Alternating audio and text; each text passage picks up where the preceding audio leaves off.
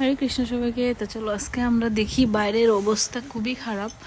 মানে স্নো পড়লে তো তাও একটু ভালো, কিন্তু এই যে আইস যখন পড়ে আইসগুলা খুবই খারাপ, কারণ এগুলো হচ্ছে গিয়ে একদম মানে পিচ্ছিল, মানে পা দিতেও ভয় লাগে এগুলোতে।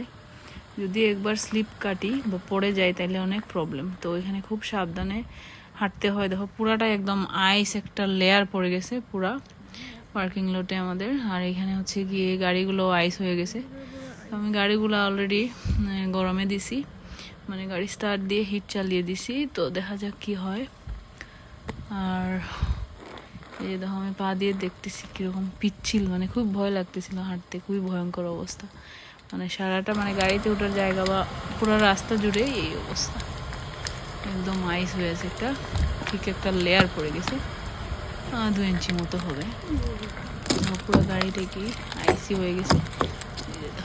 আইসগুলো গাড়িটা তো আমি স্টার্ট দিয়ে গরমে দিয়েছি, সেই জন্য এগুলো এখন আস্তে আস্তে গলবে আইসগুলো। তো আজকে আমার মেয়ে চলে গেছে গাড়ি ক্লিন করতে। আমি বললাম তুমি একটু গাড়ি ক্লিন করো, ও একটু বাইরেও যাইতে চাচ্ছে। তো বললাম আগে তুমি গাড়ি ক্লিন করো, তারপর আমি নিয়ে যাব।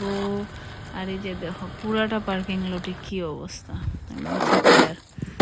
তো আমি একটু চেষ্টা করেছিলাম একটু ক্লিন করার জন্য, মানে যেদিকে একটু হাঁটার রাস্তা সেই জায়গাটা লিস্ট একটু ক্লিন করে, কিন্তু হচ্ছে না ক্লিন।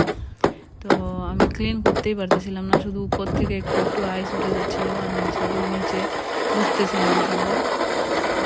এই যে মেয়ে গাড়ি ক্লিন করছে, গাড়ি থেকে যে আইসগুলো পড়ছে এখানে নিচে।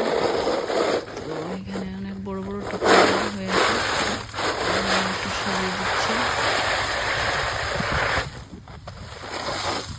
দেখো ফ্রি আইস।